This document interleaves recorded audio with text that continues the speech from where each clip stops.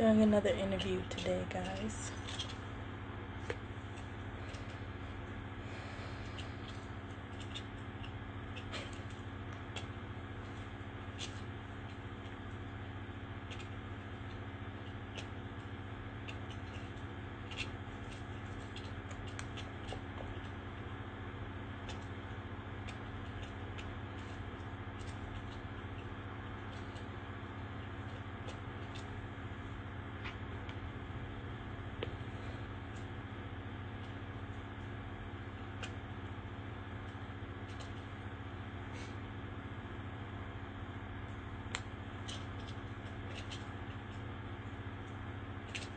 I see there's a lot of fan pages.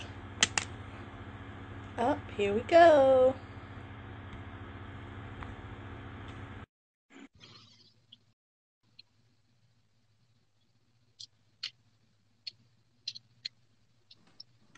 Hi. Hi. How's it going? Good. How are you? I'm doing pretty good. Just can't believe this week Yay. is already over. It's gone by I so know fast. it did. It went by super fast. Yeah. Cool. All right. Well, we can get started. I'll introduce myself. I am Deszane, the Diva Files music editor, and I'm really excited to be interviewing you today. Oh, so good to meet you. You as well. So, if you could just give us like a brief description of who you are and like what you do if there's someone who may not know. Okay. My name is Shelea, and I feel like my first identity, I think, as most of people who first knew who I was, is I'm a singer, songwriter, musician, and I just recently added actress to that list. Yes. I starred in the biopic for the Clark sisters, the First Ladies of Gospel, as Dorinda Clark Cole, and Mhm. yeah. Cool. Yeah, we're going to talk about that in a little bit. So tell us, how did you get started with music, with singing, piano? How did that start for you? I come from a really, really musical family, and so music was just almost, it wasn't even like something that we did. It's like I just remember being so young and seeing my dad and mom just be downstairs in the living room. I'll never forget, it was like this little banister, and I would peek over, and I would, he was a songwriter, and my mom was like his muse. And Oh, he would write songs, and she would sing them out for him. And but they only really use their gifts in church. And so I thought that would be the extent of it. But that's really where just my love for music came, was the love that my parents had. yeah. When do you think like your kind of big break was? Ooh. Um, I would say that things started like happening. Um, it's always been just like this slow burn for me. There's not like one big thing. Because I've Hmm. been so blessed to have like a lot of things that were just kind of like, stepping. But I would have to say, I think the thing that I remember I'll never forget screaming about was when I was on this group, this multi Grammy Award winning group, Take Six, who I call my brothers. I was on Oh, their album, and so Stevie Wonder heard me because he's big fans of theirs, and so just kind of meeting Stevie and just becoming his friend and him becoming my mentor hmm, and just an angel in my life. I would say that that kind of definitely charted a different course, I think, for me. yeah. Yeah. The first time I remember seeing you is when you did that, like when Whitney Houston first passed and you did that compilation of her like different songs. Right. Yeah, what was that like? What kind of prompted you to do that? Because I think that was kind of big for you too. It was. It was. You're so right. That was it was very bittersweet to me, Hmm. because here I was getting all of this attention for this tribute that I did for her, but I just remember thinking like I would just give it all back for her to still be with us. So I just Yeah. remember almost kind of battling with some guilt behind it, because it was, everybody was just reaching out to me, her dancers, her background singers, her family, her best friends, people were telling me, like I wasn't able to cry until Mm. I saw your tribute. Um, but I there was a moment that it's like it just all became beautiful to me, and that was when her daughter Bobby Christina found me on Facebook, Oh, and she wrote me a personal message and said, thank you so much for paying tribute to my mom. wow. When you sing, I feel her spirit with me. And, if she were here, she would be so proud of you. So that was kind Wow. of the moment where I was like, okay, that's why I did it. It came from such a pure heart. And, Whitney is so the standard. And so sometimes people like sing Whitney songs because they want to be able to show, like, look, I can sing like Whitney. I Mm-hmm. have the same kind of skill level. It's almost like that's the bar. Yeah. And that's not where my heart was. My heart was like, I just want to honor this woman. At the time, there was like a lot of things that were in the press that were not talking about just the gift that she was. And so I was like, Mm-hmm. let's bring it back to the music, because that's Yeah. really the essence and the legacy of who she is. And so that moment has really turned into something beautiful. And then of course I ended up many years later. Well, actually, not many years later. First, some about the actually the same year she passed, when they saw the tribute. Narda Michael Walden, who produced Mm. all her early hits. He and I did it. We did an event at the Grammy Museum, and then some years later, I met David Foster, who of course produced Oh, I Have yeah. Nothing, the whole Bodyguard soundtrack. Right. I Will Always Love You, Run to You.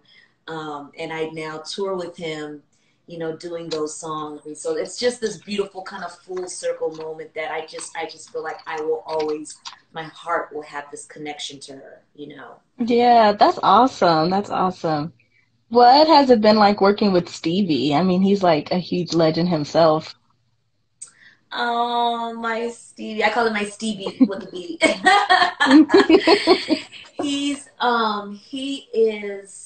just, I get asked about him all the time, obviously. But every time I have to say the same thing. He's just a light.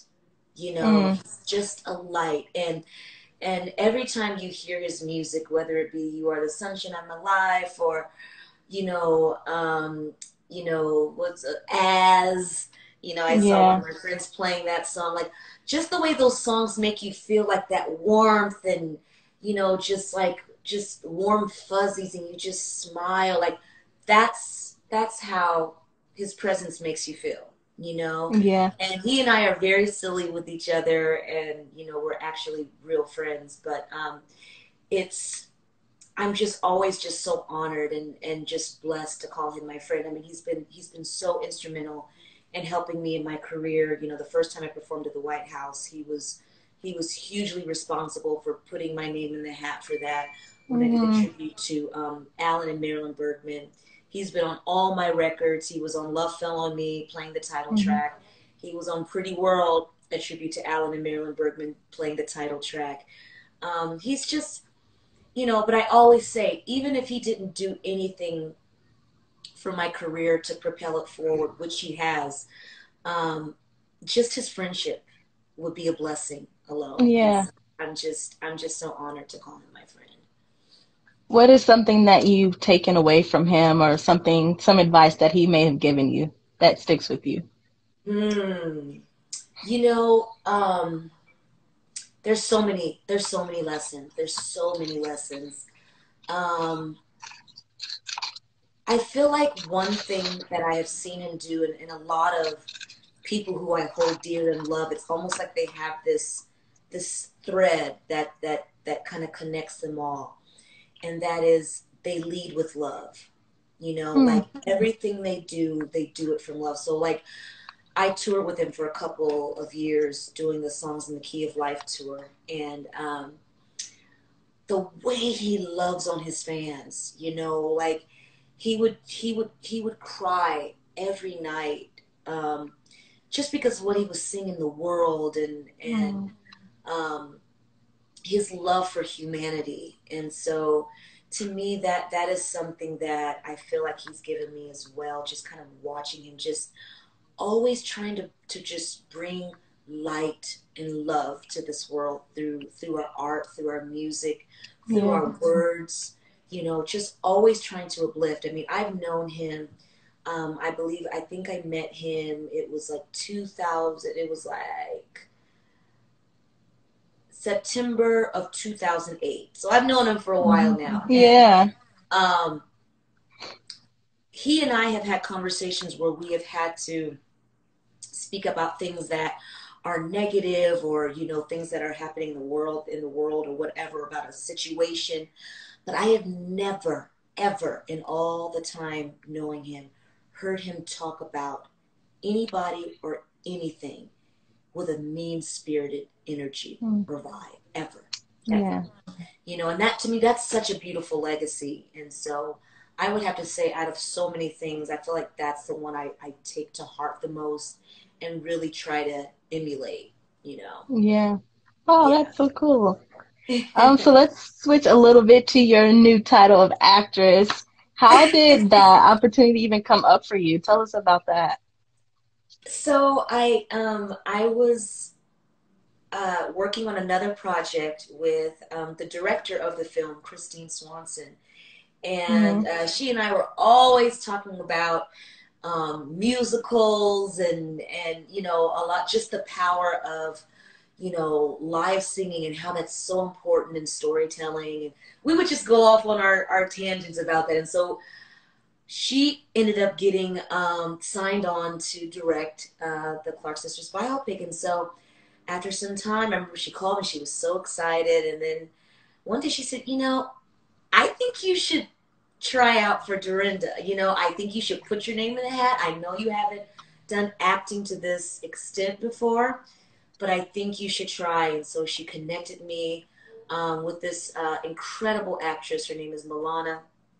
And she just kind of started laying the groundwork, with me, and just helping me just get to that core. And so I tried putting, an audition tape together, and so I submitted it, and they still felt I was a little green, like it was like, okay, it's just not quite there. But I kept going. I kept Yeah. kept working with her, and then she ended up introducing me to this woman by the name of Josie Harris, Hmm. and she kind of became my official acting coach. And while I was touring with this artist by the name of Dave Cos, I had one day off, and I flew to Detroit, and I met Kiera Sheard. Oh, And they ended up putting us, we literally met each other that day. I met her dad's church, and we just start singing Miracle together. I'm playing, yeah. she's singing. And so they send that clip to Lifetime in addition to the new audition tape that I had done with Josie, who had, was really able to bring me a little deeper into that character. And the rest is history. They said, Wow. I think we see Dorinda and Karen Yeah. and Corinda. Yeah. Yeah. You did such a great job portraying her. What was that experience like? How did it feel? It felt, almost surreal, because I had met her some years before. We had done this event together, this performance at the Kennedy Center. And I just remember looking at her, and her looking at me, and I don't know what it is. I don't want to like sound weird, but it was like this, it was something happened, because I felt this warmth from her, and I just felt this Hmm. energy, not knowing that years later I would be portraying her, you know. Yeah. So it just felt, and even now it feels like such an honor. I was just telling someone that when we were filming, I knew it was special, but I think now, it's now been a year and a half since we were filming in Toronto, and now seeing the response of the film, it feels even more special, Yeah. The fact that my legacy will forever be tied to her legacy because I portrayed her on film and really made her, immortal, not only through her music, but now just kind of seeing her story in film. I think Yeah. that does something to where you get your story in a film. That's incredible. So I'm Yeah. just truly honored. Yeah. That's cool. What did you have to do to prepare for the role? Was it like a lot of research and probably YouTube videos or something? How did you prepare for it? Absolutely, all of the above. Yeah. I watched a lot of her clips just to kind of like figure out the way she moved and Yeah. the way she, formed her mouth when she would sing, just her mannerisms, how she talks with her hands. And what's so funny is naturally, she and I are very similar. So right before the pandemic hit, I did her TV show, the Dorinda Show, Yeah, yeah.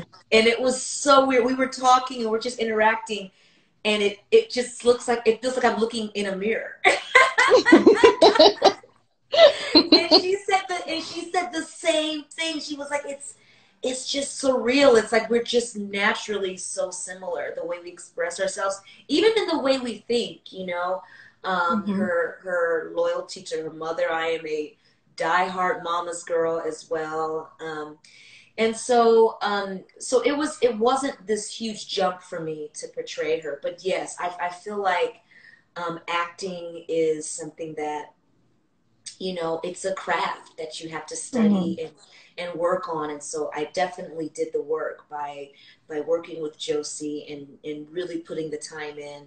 Um, and then again, in addition, just almost naturally having some of those mannerisms, I think helped really center it into Yeah. a really compelling, portrayal of Dorinda. Right, right. What has or like how has the Clark sisters played a role in your life? Did you grow up listening Oh, to them? oh my goodness. I remember listening to them absolutely, but I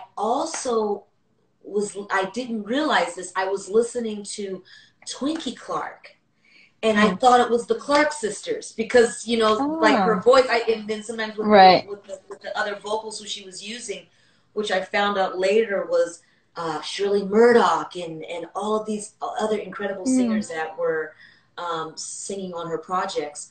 But I thought I was listening to the Clark sisters, but it was Twinkie. Yeah. But absolutely, I listened to them. I remember loving Miracle, dancing around to that as a little girl. I have like vivid memories of that, Hmm. and of course, just kind of even growing up with them. And I remember when they did the Miracle remix, I was like, oh, that's Bob. Yeah, yeah. When they put a beat to it. And then I found Right. out later that another one of my favorites, B.B. Winans, he's the one who produced that record for them, that Oh, real yeah, record. yeah. So yeah, they have always been a part of my life. That whole Yeah. Detroit scene, the Clark sisters, Vanessa Bell Armstrong, the Winans, Yeah. they all commission. They all Hmm. really kind of raised me. Yeah. Yeah. Do you have a favorite Clark sister song? Ooh, that's so hard. It depends on what mood I'm in. Yeah. Like, um, for a long time, especially since the movie, um, I feel like it's the sad part of the movie. I don't want to say it just in case somebody hasn't seen it yet. But hello, where have you been if you haven't seen the Clark Sisters Right, movie? exactly. Exactly. But if you're not a part of the 13.2 million, Yeah. it's a part, a very emotional part where they sing "Nothing to Lose." Hmm. So that's kind of that just makes me feel like just really emotional. But I also really love singing. Um, of course, you brought the sunshine. I mean, that's just such a happy, happy song. So there's so many. Yeah. Yeah. Um, so is there anybody in particular that you would like to work with and why? Say that one again. Is there anybody that you would particularly like to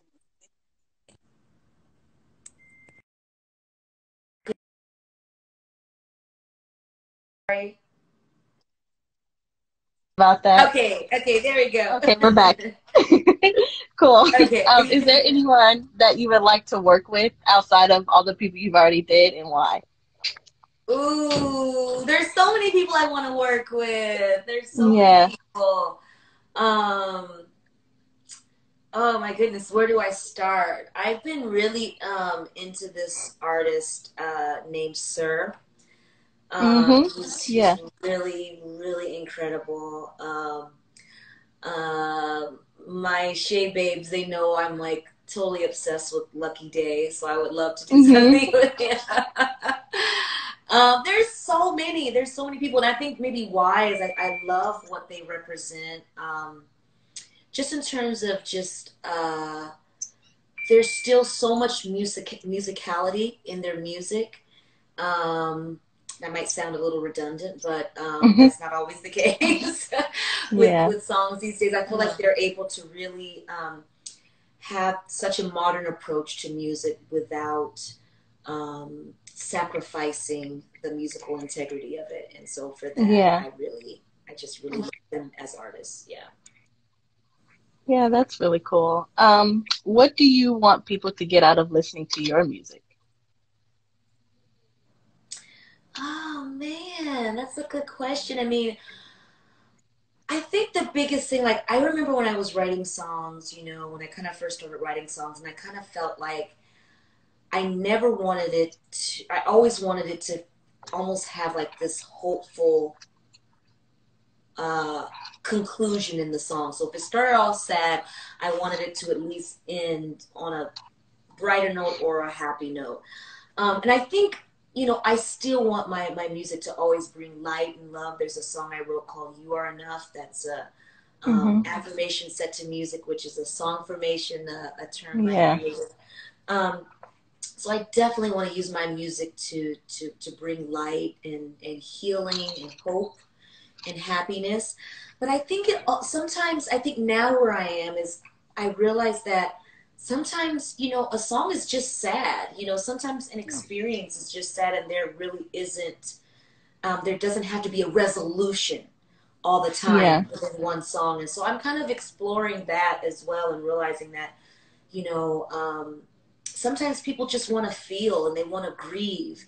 So I would say Yeah. out of everything, what I want my music to always do, and even my performances to do is, I don't want you to walk away and just say, "Oh, that girl can sing." Yeah. I feel like I will have failed if that's all you felt. But if you say, Right. "Man, I felt something," Mm-hmm. um, she took me on a journey that's the goal, so Mm. that's what I would want my music to do for people. Yeah. I want you to feel something. Right. You Yeah. mentioned that you write your own songs. How does that process look for you, or like where do you draw your inspiration from? It can be anything. It can be where I am. There was a time when I was like super super in love, and I wrote all these sappy love songs. Yeah. And now I'm in love with myself. Yeah. Yeah. Nothing wrong with and, that.